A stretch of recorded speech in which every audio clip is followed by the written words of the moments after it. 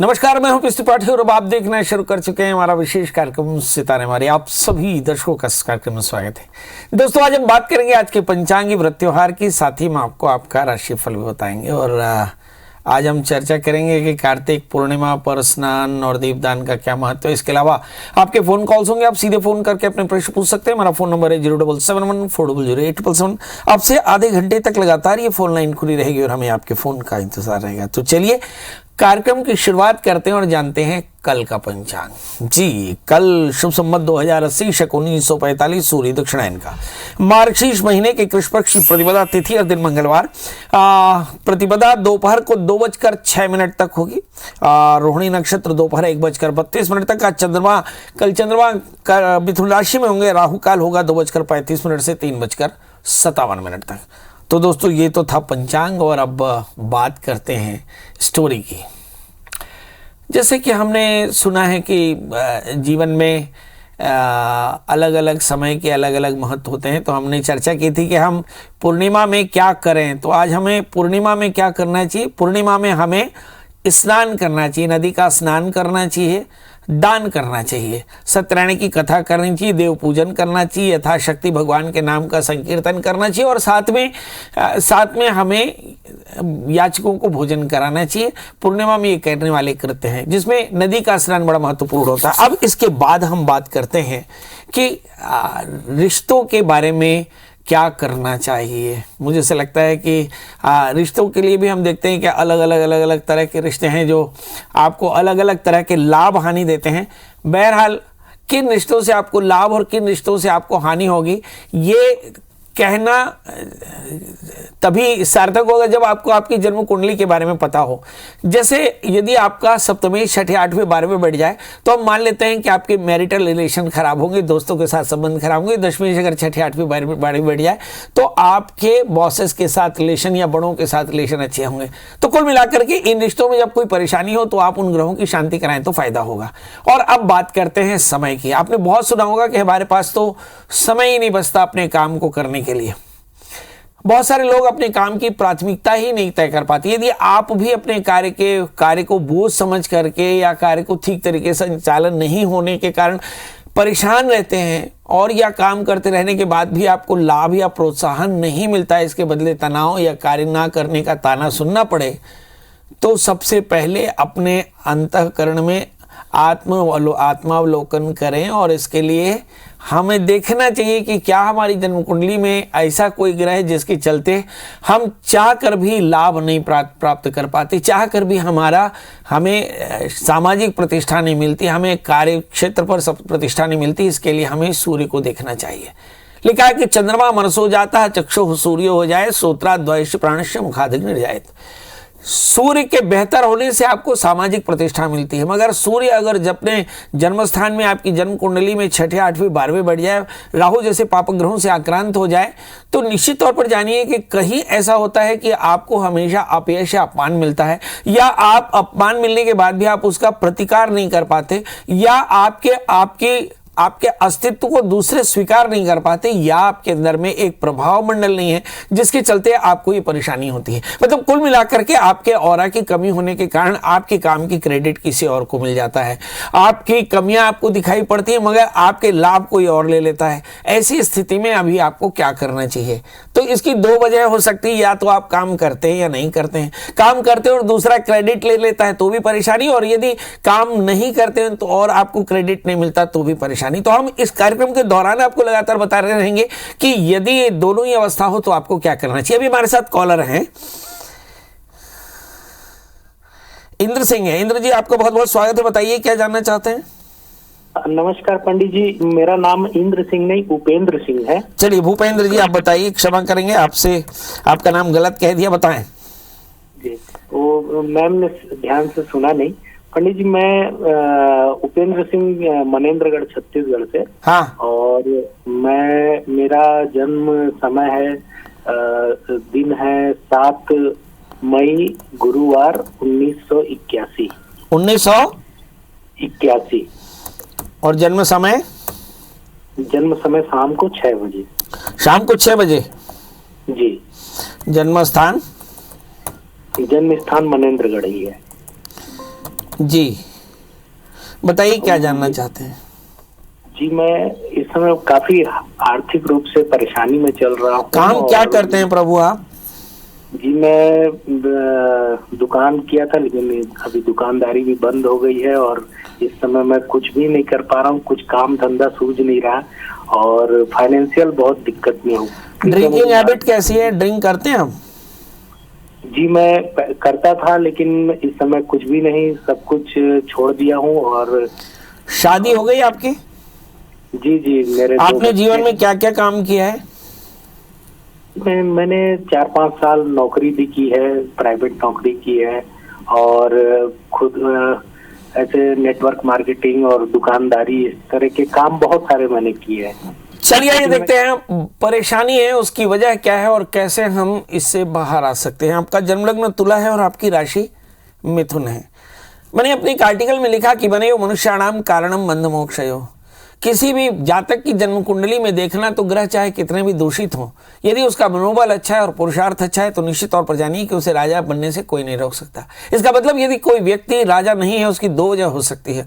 अदत्त दाना जभ दरिद्री दरिद्र भावात करोति पापम पाप प्रभावात नरकम प्रयांति पुनः दरिद्री पुनरेव पापी। इसका मतलब या तो आपके पास पुण्य का अभाव है या पुरुषार्थ का अभाव है या फिर अच्छी दृष्टि का अभाव है। मैं देखता हूं कि आपका तृतीय 12वें स्थान में शनि से आक्रांत है, तो कहीं आत्मविश्वास का अभाव है, शायद पुरुषार्थ का भी अभाव और शायद सामर्थ्य का भी अभाव है। ये सारी चीजें हैं जिसके चलते आपको परेशानी। अब सवाल ये है कि सब ठीक कैसे होंगे।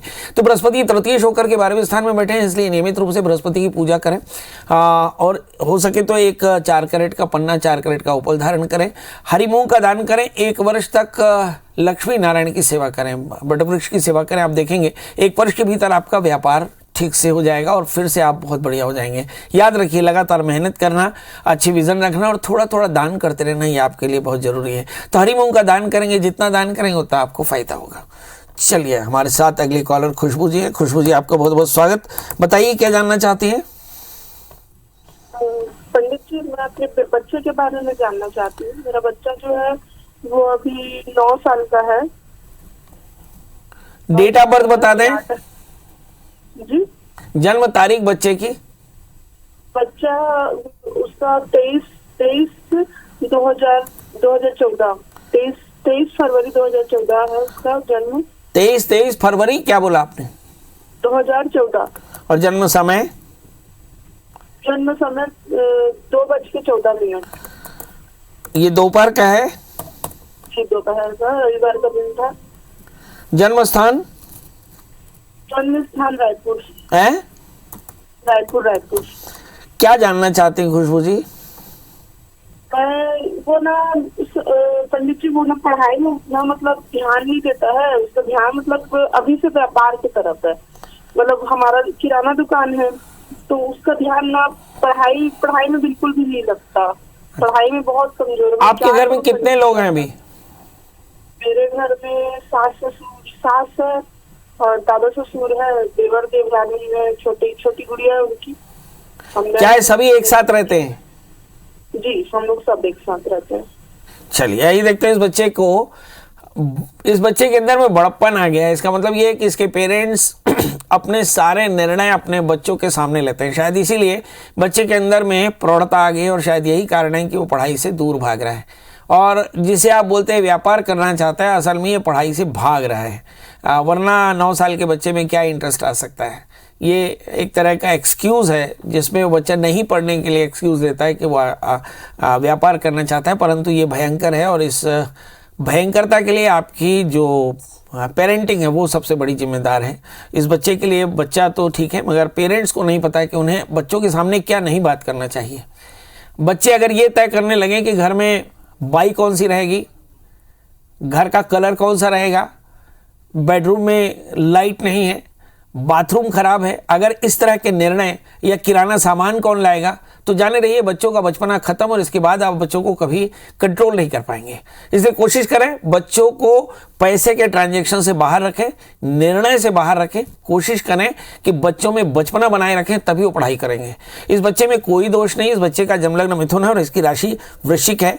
इस बच्चे में कहीं कोई दोष नहीं, बच्चा बहुत अच्छा है, बस आप लोगों की पेरेंटिंग में कमी है। कहीं ना कहीं आप इस बच्चे को समय से पहले प्रौढ़ बना दिए, शायद इसके कारण इस बच्चे में प्रॉब्लम आई है। अब सवाल ये है कि करना क्या चाहिए। बहुत आसान है, इस बच्चे को एक 4 कैरेट का पन्ना ओपल पहना दे और पेरेंट्स अपने स्वभाव में चेंज करें, निश्चित तौर पर यह बच्चा पढ़ाई में बहुत अच्छा हो जाएगा। चलिए, तो आज हम चर्चा कर रहे थे 12 राशियों की और 12 राशियों में पहली राशि आती है मेष यानी और इस राशि वाले जातकों के लिए हम देखते हैं कि मेष राशि वाले जातकों के लिए आज का कल का दिन कैसा रहेगा। जी, हम बात कल के दिन की कर रहे हैं, यानी 28 नवंबर की कर रहे हैं। हम बात कर रहे हैं कि कल का दिन कैसा रहेगा।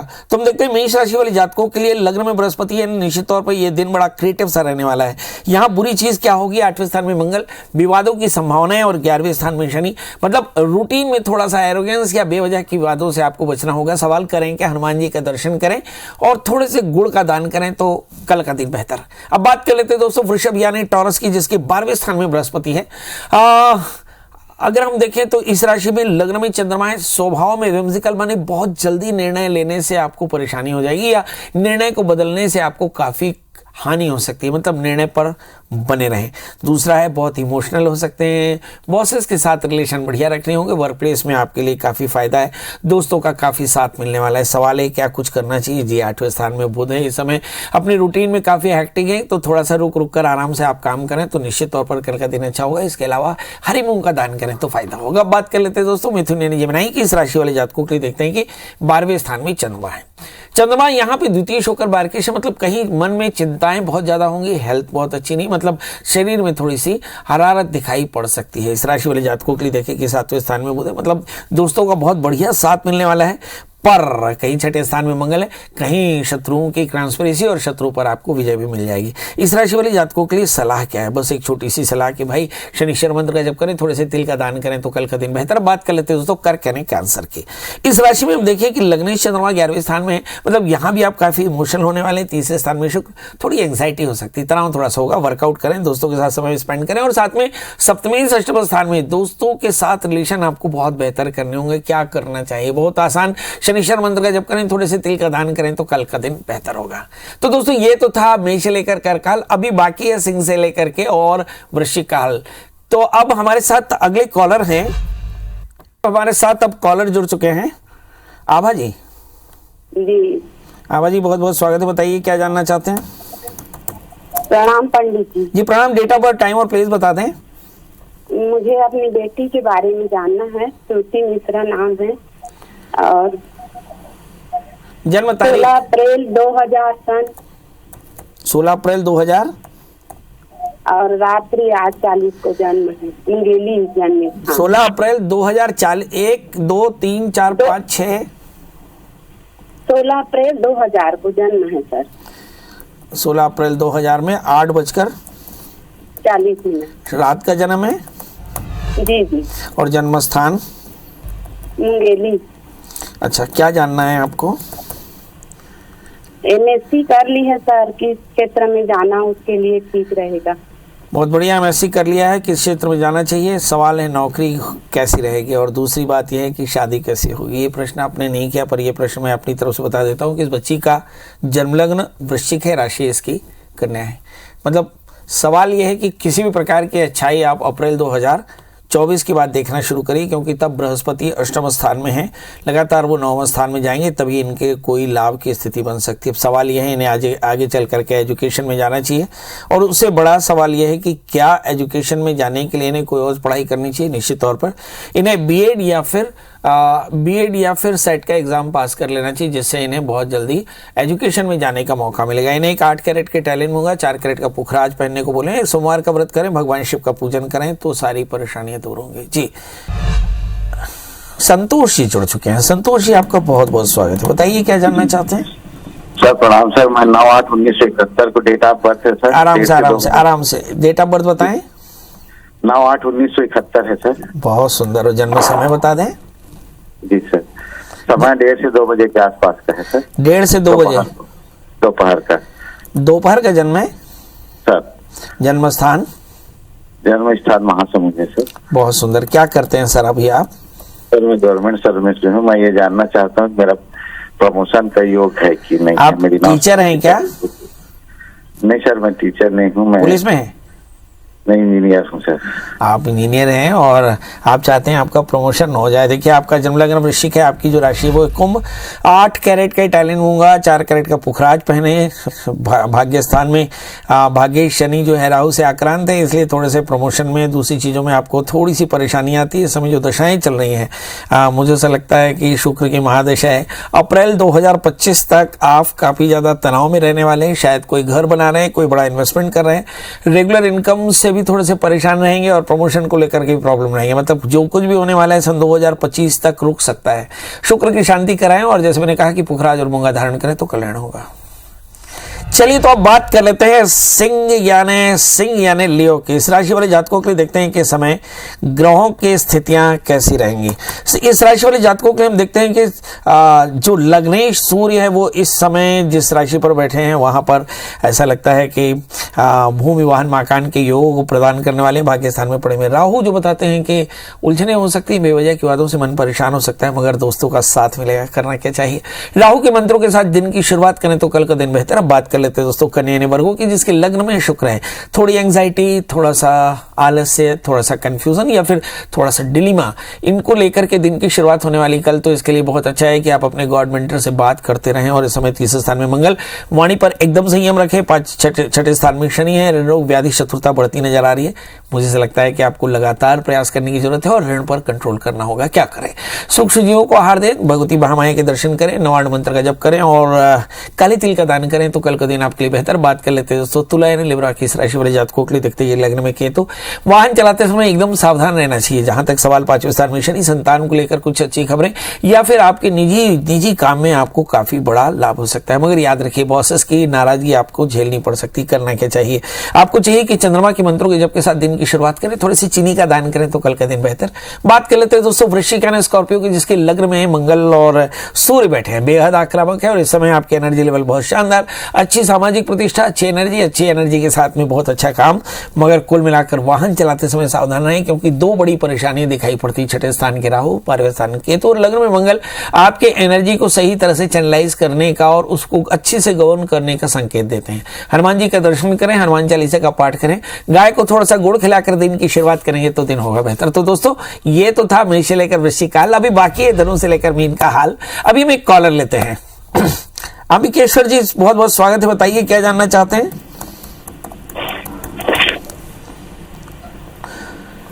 अम्बिकेश्वर जी जल्दी से बताएं डेट ऑफ बर्थ, टाइम और प्लेस। हेलो। हाँ जी बताएं। हाँ मैं पंडित जी प्रणाम।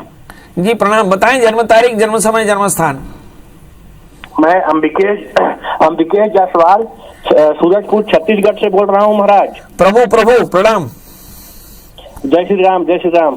ये मैं जब 2007 से परेशान हूँ, मतलब जब मैं 12th में था जी, 12th में था तो मेरा कुछ रात दिन पढ़ाई कर रहा था, तो फिर वहीं से मेरा प्रॉब्लम चालू हुआ। फिर मैं अभी 2021 से जब भी काम चालू कर रहा हूँ वो काम सफल नहीं हो रहा है मेरा।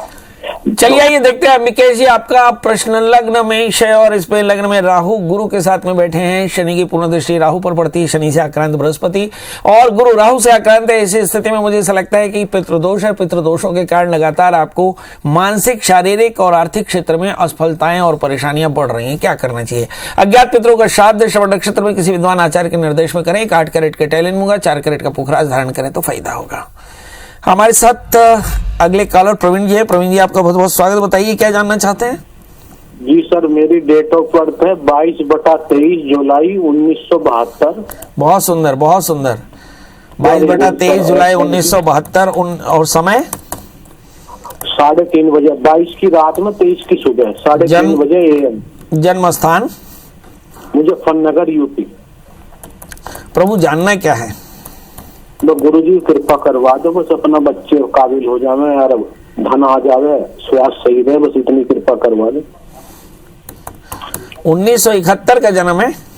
72 गुरुजी, 22/23 जुलाई 1972 सुबह 3:30 बजे मुजफ्फरनगर। हाँ, बच्चों की शादी करनी है?